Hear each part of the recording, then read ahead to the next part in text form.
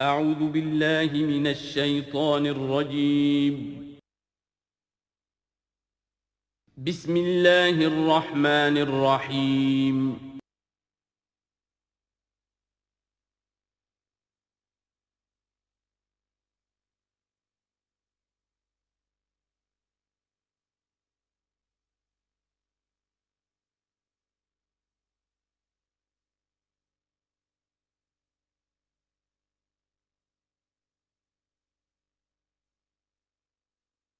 اعوذ باللہ من الشیطان الرجیم بسم اللہ الرحمن الرحیم الذین ينفقون اموالهم باللیل والنہار سرا وعلانیۃ فلہم اجرہم عند ربہم ولا خوف علیہم ولا هم یحزنون الذین یاکلون الربا لا یقومون الا کما یقوم الذی یتخبطہ الشیطان من المس ذلک بانہم قالوا انما البیع مثل الربا واحل اللہ البیع وحرم الربا فمن جاءه موعظة من ربه فانتهى فله ما سلف وأمره إلى الله ومن عاد فأولئك أصحاب النار هم فيها خالدون صدق الله العظيم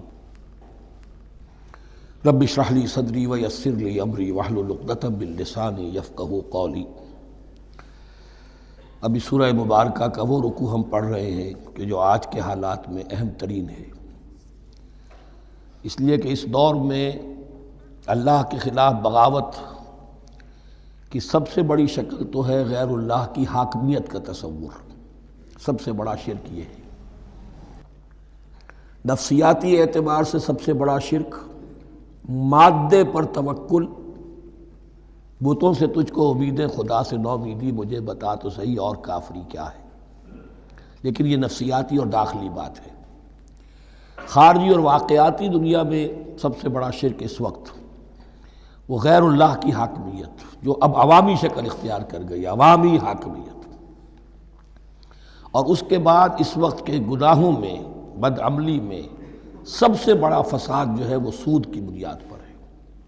سب سے بڑا فتنہ، سب سے بڑا فساد دنیا میں جو اس وقت سب سے بڑی شیطنت ہے، جو یہودیوں کے ذریعے سے پورے گلوب کو اپنی گرفت میں لینے کے لیے بیتاب ہے، وہ یہی ہے جو سود کا ہتھ کنڈا ہے، اس کی حرمت۔ یہاں ایک سوال میرے ذہن میں کبھی کبھی پیدا ہوتا تھا کہ یہ جو پہلی آیت ہے اس کا تعلق تو انفاق فی سبیل اللہ کے ساتھ ہے، اسے پچھلے رکوع کے ساتھ شامل ہونا چاہیے تھا، لیکن بعد میں یہ حقیقت مجھ پر منکشف ہوئی کہ بڑی حکمت کے ساتھ اس آیت کو اس رکوع کے ساتھ شامل کیا گیا ہے۔ وہ حکمت میں بعد میں بیان کروں گا۔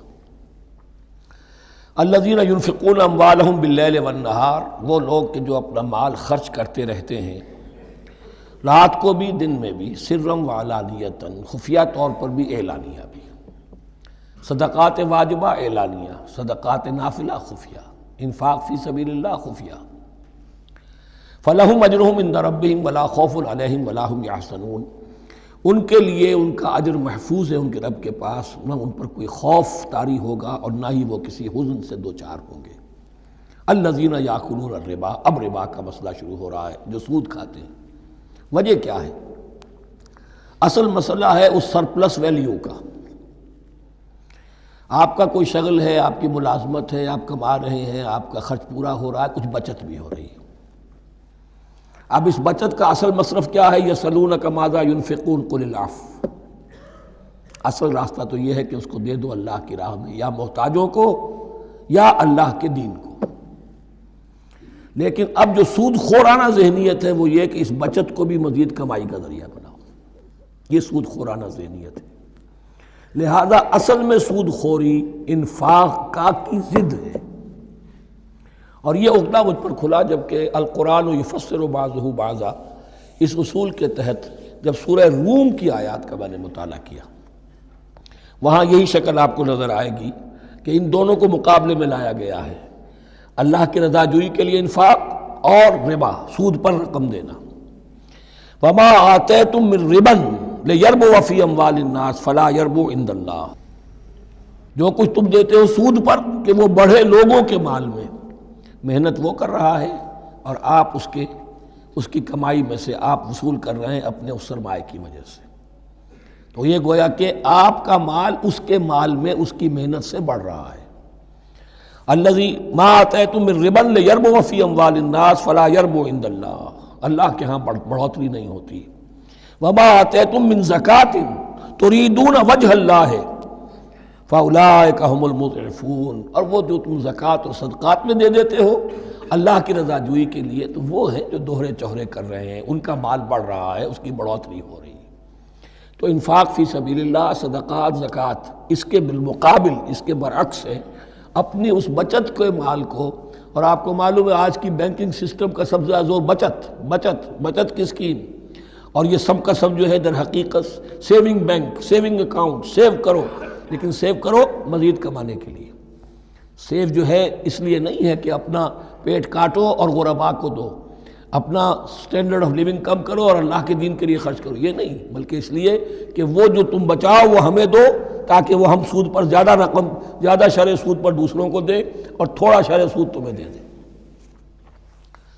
اب اس کے برعکس سے الذین یاکلون الربا، جو لوگ سود کھاتے ہیں، لا یقومون الا کما یقوم الذی یتخبطہ الشیطان من المس، وہ نہیں کھڑے ہوتے مگر ان کی طرح سے کہ جن کو شیطان نے مخبوط الحواس بنا دیا ہو چھو کر. یہاں عام طور پر یہ سمجھا گیا کہ یہ قیامت کے دن کا نقشہ ہے. یہ قیامت کے دن کا نقشہ تو ہوگا ہی، اس دنیا میں بھی سود خوروں کا حال یہی ہے. اور اگر ان کا نقشہ دیکھنا ہو تو کسی سٹاک ایکسچینج کو جا کے دیکھ لیجئے، معلوم ہوگا دیوانے ہیں، پاگل ہیں، چیخ رہے ہیں، دوڑ رہے ہیں، بھاگ رہے ہیں. وہ انسان نہیں نظر آتے اس وقت جو بھی کچھ ہو رہا ہوتا سٹاک ایکسچینج کے اندر. مخبوط الحواس انسان جو ہے وہ ہو جاتا ہے، یہ سود خوری کی وجہ سے. الذین یاکلون الربا لا یقومون الا کما یقوم الذی یتخبطہ الشیطان من المس ذلک بانہم قالوا انما البیع مثل الربا. اور ان کے سب سے بڑھ کر مخبوط الحواس ہونے کا مظہر یہ ہے، یہ اس لیے کہ وہ کہتے ہیں کہ بیع بھی تو ربا کی طرح ہے، بیع بھی تو سود ہے. میں نے 100 روپے کا مال خریدا، 110 میں بیچ دیا، 10 بچ گئے، یہ ربا ہے، ربا جائز ہے. 100 روپے کسی کو دیے اور 110 لیے، یہ سود ہو گیا. بھائی کیوں ہو گیا؟ 100 روپے کی شے دے دی، یہ 100 روپیہ دے دیا، کیا فرق پڑا؟ 10 لاکھ کا مکان بنایا، 4000 کے قرضے کے ماہانہ کرائے پر دے دیا، جائز ہو گیا. 10 لاکھ کسی کو دیا اور اس سے 4000 روپیہ مہینہ دینا شروع کیا، یہ سود ہو گیا، حرام ہو گیا. عقلی طور پر یہ باتیں ہیں کہ جو سود کے حامیوں کی طرف سے کہی جاتی ہیں. انما البیع مثل الربا، بیع میں بھی جو نفع ہوتا ہے، ربح اور ربا یہ میں اس وقت بیان کر چکا ہوں سورہ بقرہ کے دوسرے رکوع کے ضمن میں. تو یہ جان لیجئے کہ اس ظاہری سی مناسبت کی وجہ سے ان کا مخبوط الحواس لوگ جو ہیں وہ اس دونوں کے اندر کوئی فرق محسوس نہیں کرتے. یہاں اللہ تعالیٰ نے ان کے قول کا عقلی جواب نہیں دیا، بلکہ جواب کیا دیا؟ احل اللہ البیع وحرم الربا. اللہ نے بیع کو حلال قرار دیا ہے اور ربا کو حرام قرار دیا ہے. اب تم بات یہ کرو، اللہ کو مانتے ہو یا نہیں؟ رسول کو مانتے ہو یا نہیں؟ قرآن کو مانتے ہو کہ نہیں؟ یا اپنی عقل کو مانتے ہو؟ اگر تم مسلمان ہو، اگر تم مومن ہو تو اللہ کا حکم جو وہ فرمائے، نہ صرف اللہ کا، جو رسول کا ہے. ما آتاکم الرسول فخذوہ وما نہاکم عنہ فانتہوا، جو کچھ رسول تمہیں دے لے لو، اور جس چیز سے روک دے رک جاؤ. یہ تو شریعت کا معاملہ ہے. ویسے اس میں جو فرق واقع ہوتا ہے وہ یہ ہے کہ ایک ہے فلوئڈ منی، فلوئڈ کیپٹل، ایک ہے فکسڈ کیپٹل. مکان 10 لاکھ کا ہے، لیکن مکان سے جو شخص رہ رہا فائدہ کیا اٹھائے گا؟ 1 مہینے رہے گا نا، بس اس کا بدل آپ نے لے لیا. 10 لاکھ روپے کسی کو نقد دے دیے، وہ کسی کام میں لگائے گا، 12 لاکھ بھی بن سکتے ہیں، 15 بھی لگ سکتے ہیں، 8 بھی رہ سکتے ہیں. اس میں آپ نے فکسڈ اگر لیا تو یہ حرام ہے. ان دونوں میں اگرچہ عام طور پہ کہا جائے گا یہ بھی کیپٹل ہے وہ بھی کیپٹل ہے، مکان بھی تو سرمایہ کی ایک شکل ہے، لیکن یہ فکسڈ کیپٹل ہے، اس کی شکل بدل نہیں رہی ہے. اس مکان میں تو ایک شخص رہ جائے گا، سکنا ہوگا، اس کی رہائش ہے، یا آپ کہیں گے اس کی ویئر اینڈ ٹیئر ہے تو اس کا آپ نے بدل لے لیا، بس ختم. لیکن وہ جائے گا، وہ مکان آپ کے لیے رہ جائے گا. لیکن یہ کہ 10 لاکھ جس کو دیا نقد، وہ کاروبار کرے گا، کچھ اور کہیں لگائے گا، اس کے اندر اضافہ بھی ہو سکتا ہے، کمی بھی ہو سکتی ہے. اس میں پھر فکسڈ پروفٹ لینا یہ ہے حرام، اور ان دونوں میں کوئی مناسبت نہیں.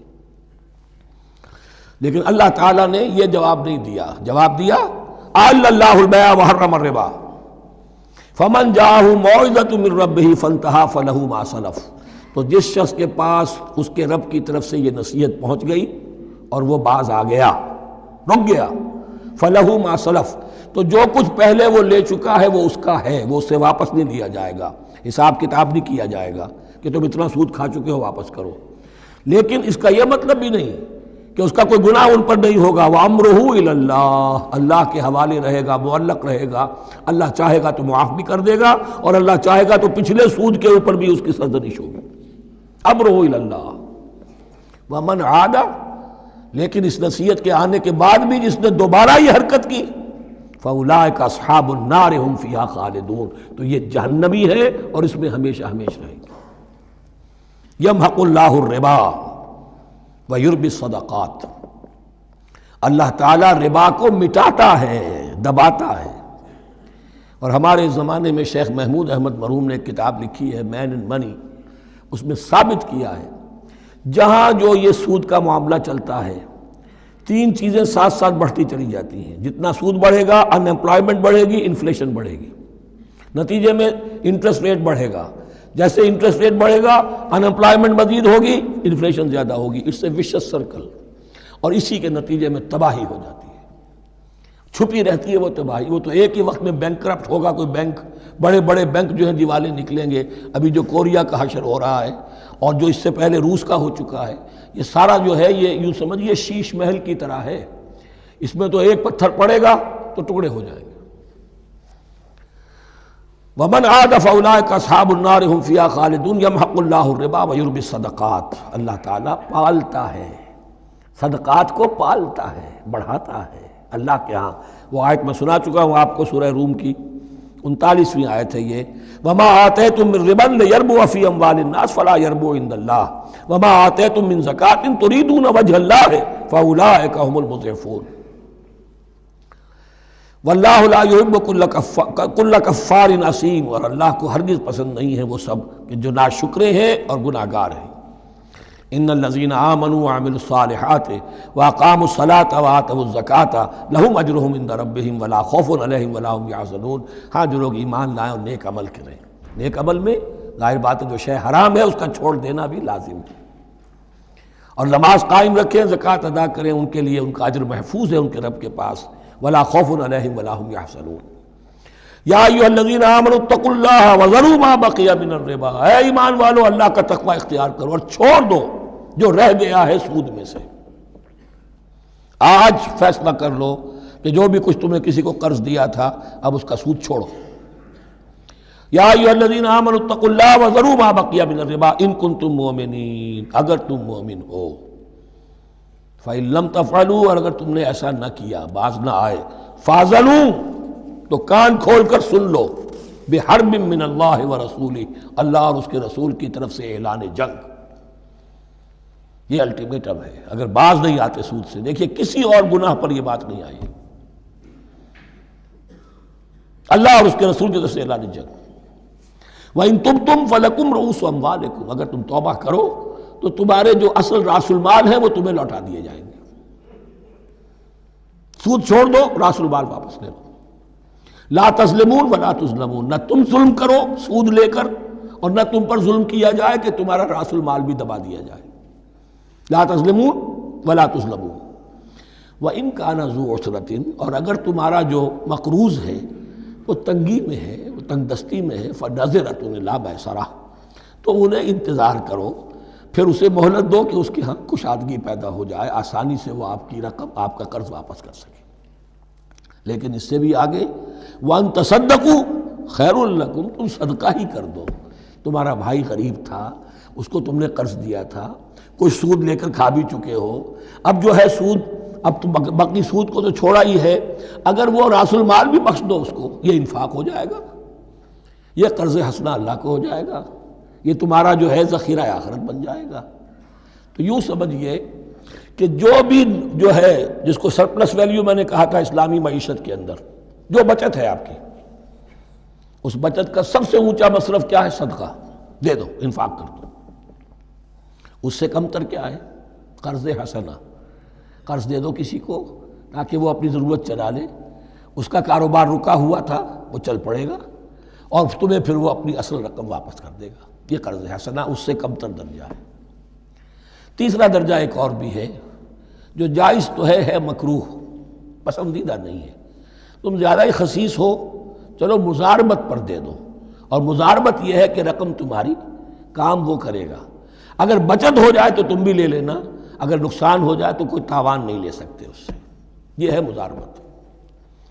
اس کے بعد اگر تم کہو کہ میں دے رہا ہوں، مجھے اتنے % تو بہرحال تم نے دینا ہی دینا ہے، اس سے بڑھ کر حرام شے کوئی نہیں.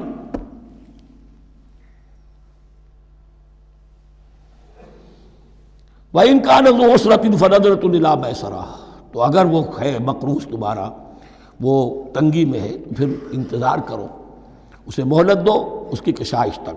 وَأَن تَصَدَّقُوا خَيْرٌ لَكُمْ، اور اگر تم صدقہ ہی کر دو، خیرات کر دو، دے دو، بخش دو، وہ تمہارے لیے بہتر ہوگا. ان کنتم تعلمون، اگر تم جانتے ہو، اگر وہ حکمت تمہارے اندر آ گئی ہے، اگر تم اولو الالباب ہو، اگر تم سمجھدار ہو، تو جو کچھ تمہیں بچت اس سے ہوگی، جو اللہ کے ہاں اجر و ثواب ملے گا، وہ تمہیں یہ رقم واپس لے کر جو ہے اس سے کیا مل جائے گا. وَاتَّقُوا يَوْمًا تُرْجَعُونَ فِيهِ إِلَى اللَّهِ، یہ آیت آخری آیت ہے قرآن کی نزول کے اعتبار سے. آیت ڈرو اس دن سے، تو دیکھیے وہی آیت یاد کیجئے. وَاتَّقُوا يَوْمًا لَا تَجْزِي نَفْسٌ عَن نَفْسٍ شَيْئًا وَلَا يُقْبَلُ مِنْهَا شَفَاعَةٌ وَلَا يُؤْخَذُ مِنْهَا عَدْلٌ وَلَا هُمْ يُنصَرُونَ. وَاتَّقُوا يَوْمًا لَا تَجْزِي نَفْسٌ عَن نَفْسٍ شَيْئًا وَلَا يُقْبَلُ مِنْهَا عَدْلٌ وَلَا تَنفَعُهَا شَفَاعَةٌ وَلَا هُمْ يُنصَرُونَ. وَاتَّقُوا يَوْمًا تُرْجَعُونَ فِيهِ إِلَى اللَّهِ، ڈرو اس دن سے جس دن کے لوٹا دیے جاؤ گے تم اللہ کی طرف. ثُمَّ تُوَفَّىٰ كُلُّ نَفْسٍ مَا كَسَبَتْ، پھر ہر جان کو پورا پورا دے دیا جائے گا جو کمائی اس نے کی ہوگی.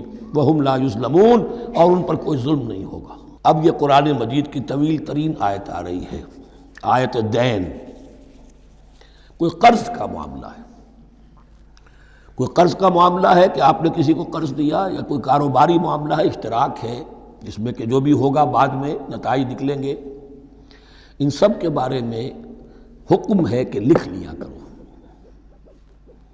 ہم کیا کرتے ہیں قرض دیتے ہوئے، اب دوست ہے، بھائی ہے، عزیز ہے، کیا لکھوانا، اس سے کیا کہے گا، اعتماد نہیں ہے.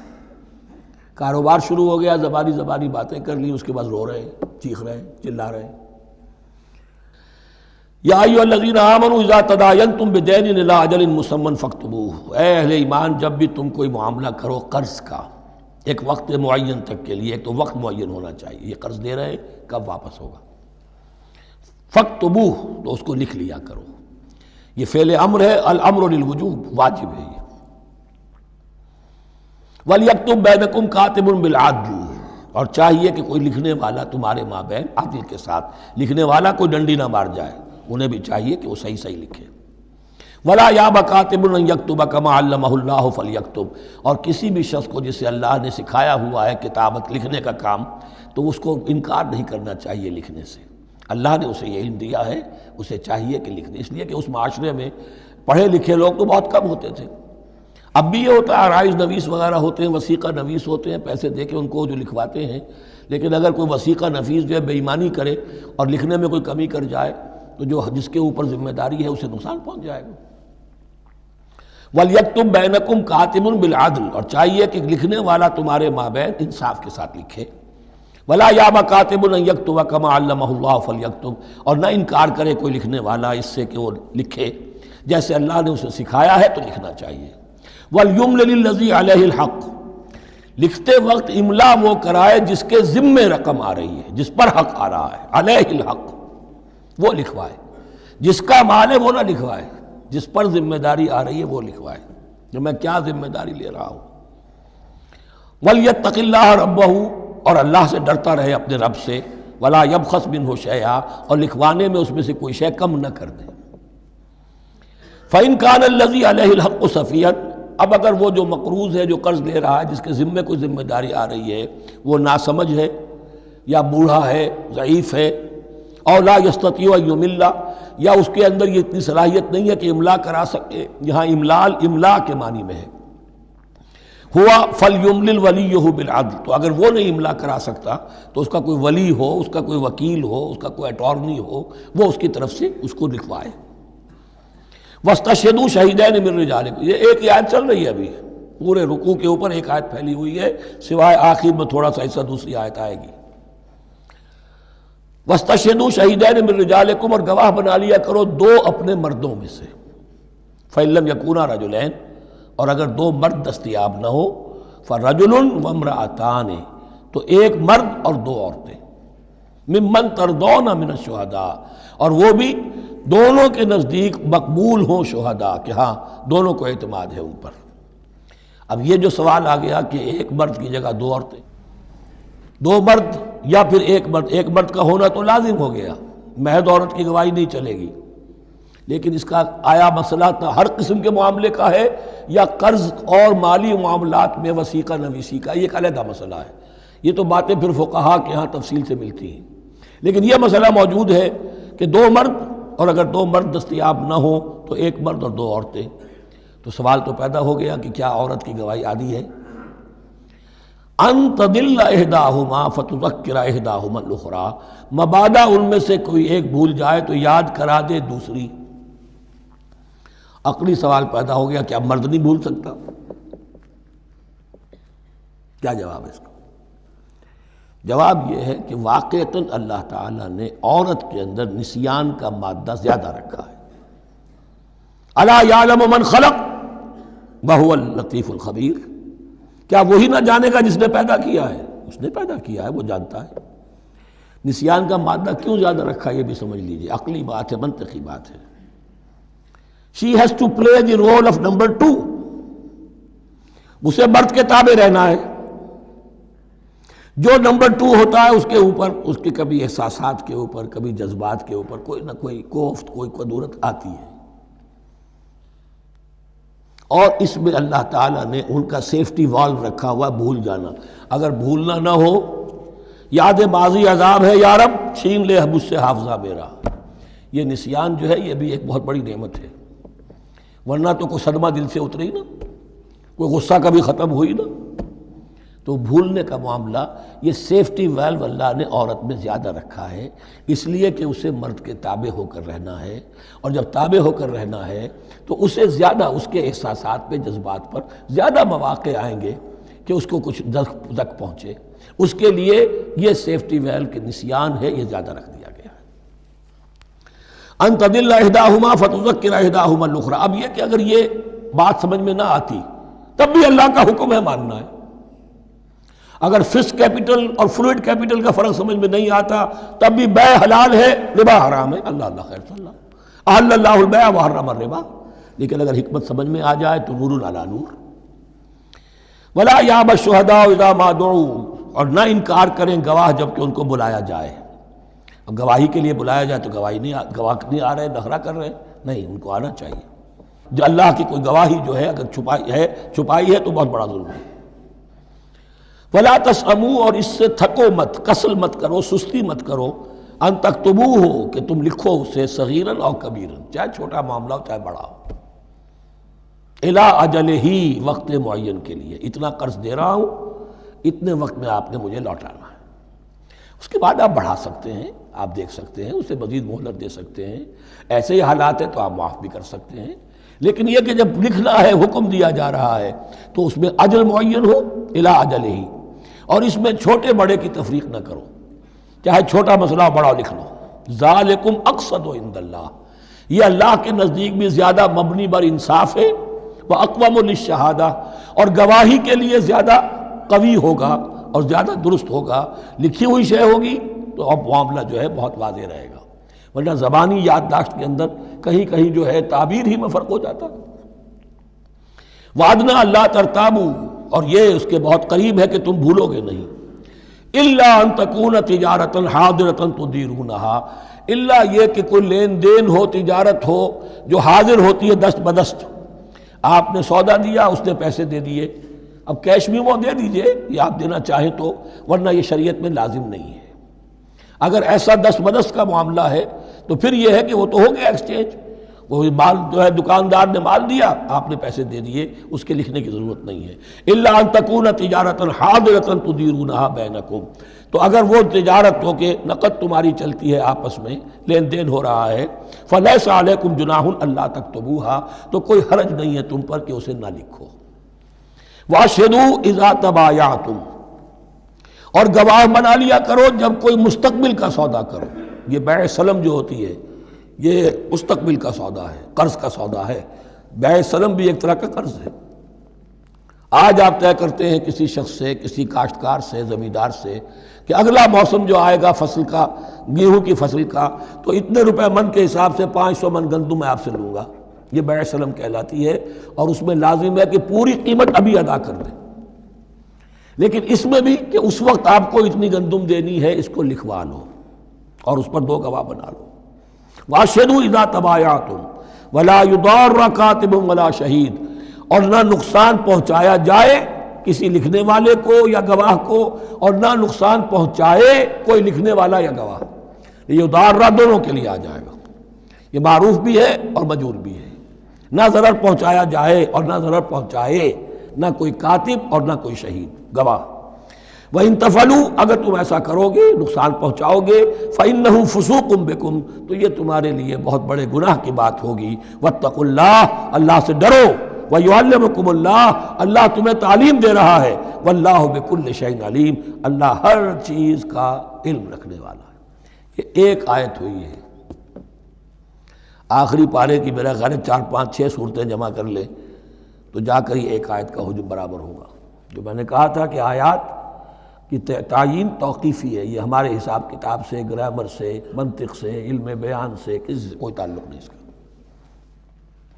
وَإِن كُنتُمْ عَلَىٰ سَفَرٍ، اور اگر تم سفر پر ہو، وَلَمْ تَجِدُوا كَاتِبًا، اب وہاں کوئی لین دین کا معاملہ ہو گیا، قرض کا ہو گیا، کاتب کوئی ہے نہیں، فَرِحَانٌ مَقْبُوضَةٌ، تو کوئی گروی شے رکھ لو قبضے میں، فلاں شے آپ کے قبضے میں رہے گی، آپ اتنے پیسے مجھے دے دیجئے، میں جب یہ واپس کر دوں گا اپنی چیزیں آپ میری چیز مجھے لوٹا دیجیے گا۔ یہ رہن ہے مقبوضہ، لیکن رہن سے کوئی فائدہ اٹھانے کی اجازت نہیں، وہ سود ہو جائے گا۔ اگر مکان رہن رکھا گیا ہے، قبضہ تو ہوگا اس کا، لیکن یہ کہ وہ اس کا کرایہ نہیں لے سکتا، کرایہ مالک کو جائے گا، اس سے کوئی استفادہ نہیں کر سکتا اس مال سے۔ رہان مقبوضہ۔ فَإِنْ أَمِنَ بَعْضُكُمْ بَعْضًا، پھر اگر کوئی شخص اب اطمینان کرتا ہے اور اعتبار کرتا ہے تم میں سے بعض کسی بعض کا، فَلْيُوَدِّ الَّذِي اُؤْتُمِنَ أَمَانَتَهُ، تو اب چاہیے اس شخص کو کہ جس کے اوپر یہ امانت آئی ہے، اگرچہ اس کے پاس رہن دینے کو کچھ نہیں تھا، یا یہ کہ دوسرے بھائی نے اس پر اعتماد کیا اور اس کی وجہ سے کوئی شے رہن نہیں لی، تو اب اس سے کوئی غلط فائدہ نہ اٹھائے، وہ گویا کہ اس کے پاس جو اس نے قرض لیا امانت ہے، اس کے پاس وہ امین بنایا گیا ہے۔ فَلْيُوَدِّ الَّذِي اُؤْتُمِنَ أَمَانَتَهُ، کہ اپنی امانت واپس لوٹائے، وَلْيَتَّقِ اللَّهَ رَبَّهُ، اور ڈرے اللہ سے جو اس کا رب ہے۔ وَلَا تَكْتُمُوا الشَّهَادَةَ، اور دیکھو گواہی کو چھپایا نہ کرو، وَمَنْ يَكْتُمْهَا فَإِنَّهُ آثِمٌ قَلْبُهُ، اور جو کوئی گواہی کو چھپائے گا تو اس کا دل گناہ میں مبتلا ہو جائے گا، دل داغدار ہو گیا تو رہ کیا گیا۔ وَاللَّهُ بِمَا تَعْمَلُونَ عَلِيمٌ، اور جو کچھ تم کر رہے ہو اللہ اسے جانتا ہے۔ اللہ کے فضل و کرم سے آخری رکوع پر ہم پہنچ گئے، اور یہ بڑا ایک یوں سمجھئے 3 آیتوں پر مشتمل رکوع ہے، جیسے کہ وہ رکوع جو ہم نے پڑھا تھا جس میں آیت الکرسی 4 آیتیں ہیں وہ، اور یوں کہا جا سکتا ہے کہ یہ 2 رکوع ایک دوسرے کے بالکل بالمقابل ہیں اپنی عظمت میں اور مقام میں۔ آیت الکرسی کی جگہ یہاں ایک دعا کی آیت ہے، جامع ترین دعا جو آئے گی آخری آیت میں، للہ ما فی السماوات و ما فی الارض۔ اکثر و بیشتر آپ دیکھیں گے سورتوں کے اختتام پر یہ الفاظ پھر آتے ہیں، اللہ ہی کا ہے جو کچھ بھی ہے آسمانوں اور زمین میں۔ وَإِن تُبْدُوا مَا فِي أَنفُسِكُمْ أَوْ تُخْفُوهُ، اور جو کچھ تمہارے دلوں میں ہے خواہ تم اسے ظاہر کرو خواہ چھپاؤ، يُحَاسِبْكُمْ بِهِ اللَّهُ، اللہ تم سے محاسبہ کر لے گا، تمہاری نیتیں اس کے علم میں ہیں۔ ان اللہ لا ينظر الى صورکم ولا الى اموالکم ولکن ينظر الى قلوبکم واعمالکم، اللہ تمہاری صورتوں کو نہیں دیکھتا، تمہارے مال و دولت کو نہیں دیکھتا، تمہارے دل کو دیکھتا ہے۔ تمہارے اعمال کو دیکھتا ہے۔ تو دل میں جو کچھ ہے خواہ کتنا ہی چھپا لو، اللہ کے محاسبے سے نہیں بچو گے۔ فَيَغْفِرُ لِمَن يَشَاءُ وَيُعَذِّبُ مَن يَشَاءُ، پھر وہ بخش دے گا جس کو چاہے گا اور عذاب دے گا جس کو چاہے گا۔ اختیار مطلق اللہ کے ہاتھ میں ہے۔ ہمارے ہاں اہل سنت کا عقیدہ یہی ہے، اللہ پر لازم نہیں ہے کہ وہ نیکوکار کو اس کا جزا ضرور دے اور بدکار کو اس کی سزا ضرور دے۔ اللہ کرے گا ایسا، یہ دوسری بات ہے، لیکن اللہ کی شان اس سے بہت اعلیٰ اور عرفہ ہے کہ اس پر کسی شے کو لازم قرار دیا جائے۔ اس کا اختیار مطلق ہے، مطلق ہے۔ یفعل اللہ ما یرید، یفعل اللہ ما یشاء۔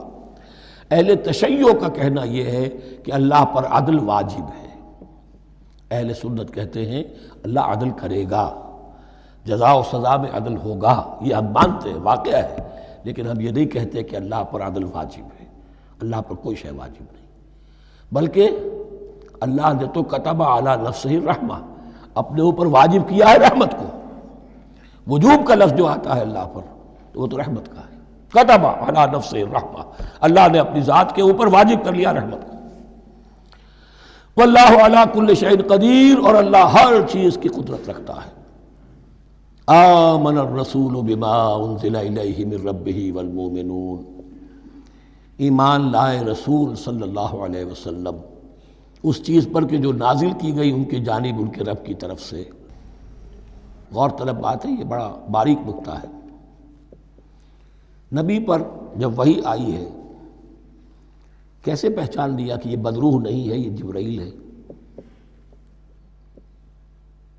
آخر کوئی اشتباہ بھی تو ہو سکتا تھا، پہلا تجربہ تھا۔ اس سے پہلے نہ آپ نے کہانت سیکھی، نہ آپ نے کوئی اور اس طرح کی نفسیاتی ایکسرسائزز کی، آپ تو کاروباری آدمی تھے، ایک بہت ہی بھرپور زندگی گزار رہے ہیں، اہل و عیال والے ہیں، کاروبار کر رہے ہیں، ہائی ایسٹ لیول کا کاروبار ہے۔ تو فطرت جو ہے وہ پہچانتی ہے، نبی کی فطرت وہ اتنی پاک اور صاف ہوتی ہے کہ اس کے اوپر کوئی بدروح کا کوئی اثر ہو ہی نہیں سکتا۔ بہرحال ہمارے لیے بڑی تسکین کی بات ہے کہ اللہ تعالیٰ نے رسول کے ایمان کے تذکرے کے ساتھ ہمارے ایمان کا تذکرہ کیا۔ آمن الرسول بما انزل الیہ من ربہ والمؤمنون، ایمان لائے رسول صلی اللہ علیہ وسلم اس چیز پر جو نازل کی گئی ان کی جانب ان کے رب کی طرف سے، اور ایمان لائے صاحب ایمان۔ اللہم ربنا اجعلنا منہم، اللہم ربنا اجعلنا منہم۔ کل آمن باللہ وملائکتہ وکتبہ ورسلہ، یہ دوسرا مقام ہے سورہ بقرہ کے اندر جس میں ایمان کے جو اجزاء ہیں ان کو گنا گیا ہے۔ کچھ یاد ہے آیت البر؟ لیس البر ان تولوا وجوہکم قبل المشرق والمغرب ولکن البر من آمن باللہ والیوم الآخر والملائکۃ والکتاب والنبیین۔ یہاں بھی اسی طرح ہے، کل آمن باللہ وملائکتہ وکتبہ ورسلہ لا نفرق بین احد من رسلہ۔ اور یہ تیسری مرتبہ بات آ گئی ہے کہ رسولوں کے درمیان کوئی تفریق نہیں کی جائے گی۔ کہاں؟ پہلے تو آیا تھا 16ویں رکوع میں، لا نفرق بین احد منہم ونحن له مسلمون، اور اس سے بھی پہلے آیا تھا والذین یؤمنون بما انزل الیک وما انزل من قبلک، وہ لوگ جو ایمان رکھتے ہیں اس پر بھی جو ہے نبی آپ پر نازل کیا گیا اور اس پر بھی جو آپ سے پہلے نازل کیا گیا۔ لا نفرق بین احد من رسلہ، ہم اس کے رسولوں میں سے کسی کے مابین کوئی تفریق نہیں کرتے۔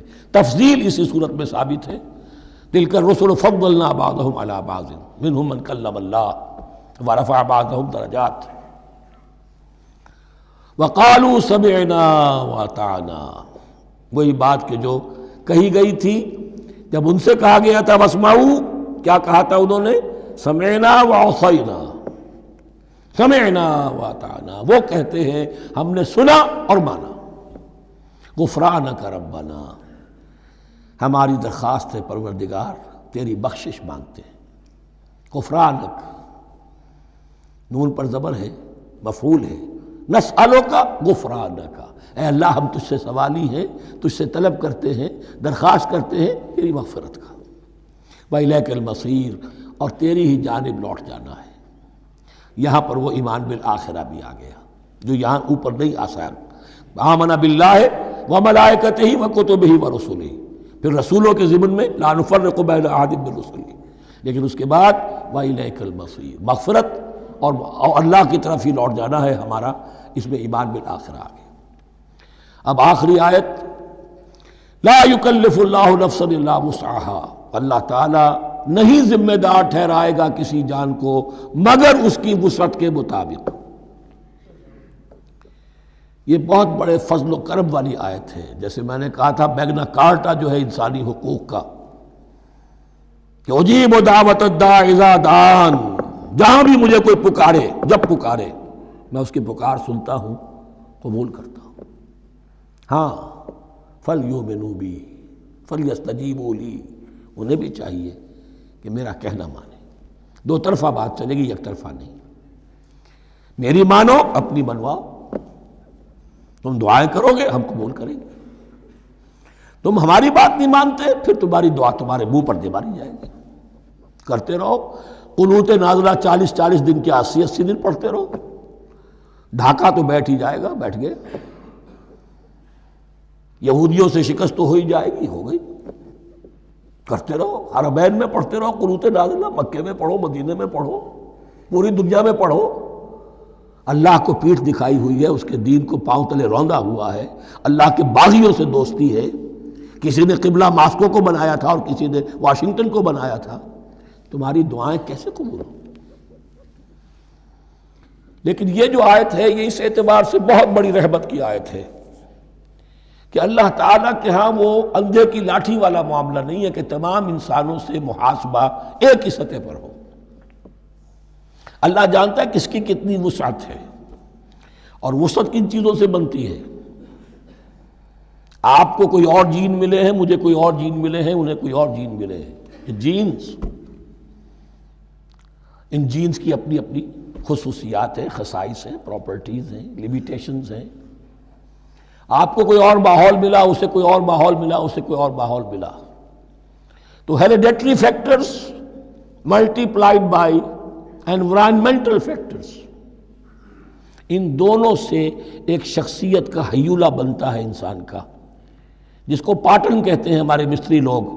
جب لوہے کا کوئی شے جو ہے ڈھالنی ہے تو اس کے لیے پہلے مٹی کا یا لکڑی کا ایک پیٹرن بناتے ہیں، انگریزی میں پیٹرن ہے، وہ پیٹرن کہتے ہیں ہمارے مستری لوگ۔ اب آپ لوہا جو ہے اس کو جب اسے کر لیں گے، مائع بنا لیں گے، گلا لیں گے، پھر اس میں ڈالیں گے، وہی شکل ہو جائے گی۔ یہ شاکلہ ہے ہر انسان کا جو بن جاتا ہے۔ قُلْ كُلٌّ يَعْمَلُ عَلَى شَاكِلَتِهِ فَرَبُّكُمْ أَعْلَمُ بِمَنْ هُوَ أَهْدَىٰ سَبِيلًا۔ اس شاکلہ کے اندر اندر آپ کو محنت کرنی ہے۔ اللہ جانتا ہے کس کا شاکلہ وسیع تھا، کس کا شاکلہ تنگ تھا، کس کے جینز اعلیٰ تھے، کس کے جینز ادنا تھے، کس کے ہاں ذہانت زیادہ تھی، کس کے ہاں جسمانی قوت زیادہ تھی۔ جو بھی کچھ اس نے دیا ہے، جس کو وہاں ہم نے رکھا اس کو وہاں رکھا، اس نے وہاں تعلیم پائی، اس نے یہاں تعلیم پائی، جو بھی انوائرمنٹل فیکٹرز آئے ہیں، جو بھی جینیٹک فیکٹرز آئے ہیں، سب اللہ کے علم میں ہیں۔ ان سب کو ملحوظ رکھ کے اللہ حساب لے گا۔ جو شاکلہ ہم نے تمہیں دیا تھا اس میں تم نے کیا کیا؟ ایک شخص کے اندر فرض کیجئے استعداد ہی ہے 20 درجے کی استعداد ہے، اس نے فرض کیجئے 18 درجے کام کر دیا، کامیاب ہو گیا۔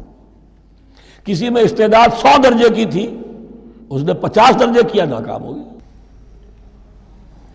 حالانکہ کمیت کے اعتبار سے 50 درجے زیادہ ہے 18 درجے سے، لیکن یہ 18 درجے کا کام وہ کر رہا ہے جس کے اندر استطاعت تھی ہی 20 کی، یا 18 ہی کی تھی، اس نے پوری کر دی۔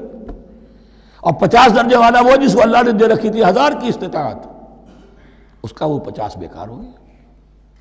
تو اللہ تعالیٰ کا محاسبہ جو ہے انڈیویجول ہے، اس لیے فرمایا گیا کلہم آتی ہے یوم القیامت فردا، ان میں سب لوگ اس دن قیامت کے دن سب آئیں گے اکیلے اکیلے، تنہا تنہا، ہر ایک کا حساب ہوگا وہاں، اور ہر ایک کا حساب ہوگا لا یکلف اللہ نفسا الا وسعها، اللہ ذمہ دار نہیں ٹھہرائے گا کسی بھی جان کو مگر اس کی وسعت کے مطابق۔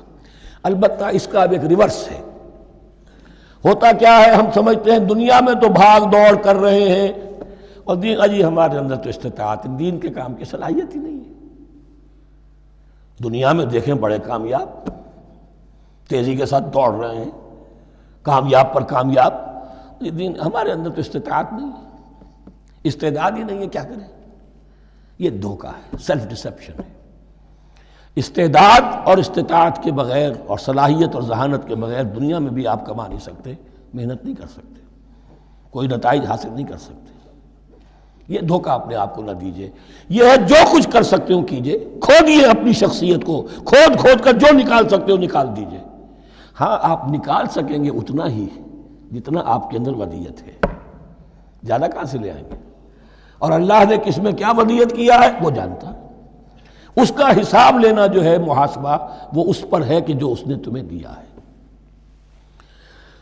اور یہ مضمون قرآن مجید میں 5 مرتبہ آیا ہے بہت اہمیت کے ساتھ. لا یکلف اللہ نفسا الا وسعها لها ما کسبت وعلیہا ما اکتسبت. اسی جان کے لیے ہے جو اس نے کمایا، اور اس کے اوپر وبال بنے گا جو اس نے برائی کمائی. لیکن لام اور علا، لہا ما کسبت، جو بھی اس نے نیکی کمائی اس کے حق میں ہے، اس کے لیے ہے، اس کا اجر ملے گا، ثواب ملے گا. اور جو بدی کمائی وہ اس پر وبال بنے گا، اسی کے لیے اس کو سزا ملے گی، اسی کے حوالے سے. اب وہ آخری دعا آ گئی، جامع ترین اور عظیم ترین دعا ہے قرآن مجید کی. ربنا لا تؤاخذنا ان نسینا او اخطانا. اہل ایمان کے راستے پر، عمل صالح کے راستے پر مقدور بھر، امکان بھر اپنی شخصیت کے کونوں کھدروں میں سے بھی نکال کر، اپنی ریزیڈول انرجیز کو بھی نکال کر اللہ کی راہ میں لگا دیں. لیکن اس کے بعد بھی کوئی غرہ نہ ہو، کوئی غرور نہ ہو، کوئی اپنی محنت پر، اپنی نیکی پر، اپنی کمائی پر، اپنے کارناموں پر کہیں انسان دھوکہ نہ کھا جائے. کیفیت کیا رہنی چاہیے؟ وہ یہ ہے تواضع، عجز، انکساری. ربنا لا تؤاخذنا ان نسینا او اخطانا. اے رب ہم سے مواخذہ نہ کیجو اگر ہم بھول جائیں یا ہم سے خطا ہو جائے. نسیان بھی ہے، الانسان مرکب من الخطاء والنسیان. انسان کے اندر یہ دونوں چیزیں، خطا اور نسیان، یہ تو بندھی ہوئی ہیں. خطا یہ ہے کہ آپ نے اپنی امکانی حد تک تو نشانہ ٹھیک لگایا تھا، نشانہ خطا ہو گیا، ٹھیک ہے، کوئی بات نہیں، آپ کی نیت صحیح تھی. ایک اجتہاد کرنے والا اجتہاد کر رہا ہے، امکانی حد تک اس نے کوشش کی ہے کہ صحیح رائے تک پہنچے، لیکن خطا ہو گئی، اللہ معاف کرے گا. اس نے اپنی امکانی کوشش کی تھی، لہذا اسے ثواب ملے گا. مجتہد مخطی بھی ہو تو ثواب ملے گا. مجتہد مصیب ہے، صحیح رائے پر پہنچ گیا ہے تو دوہرا ثواب ملے گا. لیکن مجتہد مخطی ہے تب بھی ثواب ملے گا. تو بھول چوک پر، یہ بھول چوک، خطا جو ہے، چوک صحیح ہے بالکل لفظ اس کے لیے، چوک جانا، نشانہ چوک گیا. تو اے پروردگار جو بھی ہم سے سرزد ہو جائے، غلطی ہو جائے، بھول کی وجہ سے یا خطا کی وجہ سے، اس پر معاوضہ نہ کیجو. ربنا ولا تحمل علینا اصرا کما حملتہ علی الذین من قبلنا. اور اے رب ہمارے، ہم پر وہ بوجھ نہ ڈالیو جس سے ہم لے کر چل نہ سکیں. دیکھیے ایک حمل ہوتا ہے جس سے حمال کا لفظ بنا ہے، جس کو لے کر انسان چلتا ہے. حمال اس بوری کو یا بوجھ کو اٹھا کر چل رہا ہے. جو آپ کی طاقت میں ہے اور جس سے لے کر آپ چل سکیں وہ ہے حمل. اور جو ہو آپ کو بٹھا دے، اسر اس کو کہتے ہیں. یہ لفظ سورہ اعراف میں پھر آئے گا، یضع عنہم اسرہم والاغلال التی کانت علیہم. حضور کی شان یہ بھی تھی کہ انہوں نے لوگوں کے بوجھ جو ان کی طاقت سے بڑھ کر تھے ان کے کندھوں سے اتار دیے. ربنا ولا تحمل علینا اصرا کما حملتہ علی الذین من قبلنا. اے اللہ تو نے بڑے بڑے بھاری بوجھ ہم سے پہلے لوگوں پر ڈالے. شریعت بھی پہلے بھاری تھی، بہت سے معاملات ہم نے دیکھ لیے. روزہ ہمارے لیے کتنا آسان کر دیا گیا، رات کو نکال دیا روزے سے، کہہ دیا خاص طور پہ کھاؤ پیو ضرور، سحری ضرور کرو، تسحروا فإن فی السحور برکہ. کتنی آسانی ہے. رات میں تعلق زن و شو کی اجازت ہے. وہاں ان کے روزے میں چپ بھی تھا، چپ بھی رہو، نہ کھاؤ نہ پیو، نہ تعلق زن و شو، نہ گفتگو. تو آسانی کی ہے. ان کے ہاں یوم سبت کا حکم تھا اتنا سخت، کوئی کام نہیں کرو گے. ہمارے ہاں وہ تھوڑے سے وقت کے لیے، اذا نودی للصلاۃ من یوم الجمعۃ فاسعوا الی ذکر اللہ وذروا البیع. اذان سے لے کر اور نماز کے ادا ہو جانے تک ہر کاروبار دنیاوی حرام ہے، لیکن اس سے پہلے اس کے بعد آپ کر سکتے ہیں، تو آسانی ہے۔ ربنا ولا تحمل علینا اصرا کما حملتہ علی الذین من قبلنا ربنا ولا تحملنا ما لا طاقت لنا بہ، اور اے رب ہمارے ہم پر وہ بوجھ نہ ہم پر عائد کی جو ہم پر ڈالیو جس کی کہ ہمارے اندر طاقت نہ ہو، واعف عنا، ہم سے درگزر فرماتا رہے، ہمیں معاف کرتا رہے، واغفر لنا، اور ہمیں بخشتا رہے۔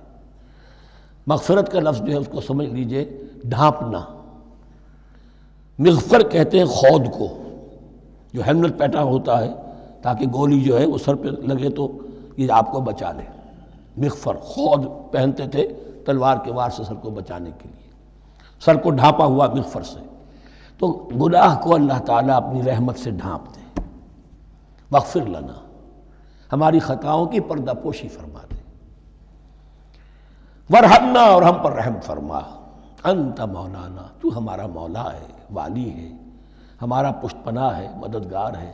اللہ ولی الذین آمنوا یخرجہم من الظلمات الی النور فانصرنا علی القوم الکافرین، پس ہماری مدد فرما کافروں کے مقابلے میں۔ انہی الفاظ پر وہ دعا ختم ہوئی تھی جو طالوت کے ساتھیوں نے کی تھی علیہ الصلوۃ والسلام۔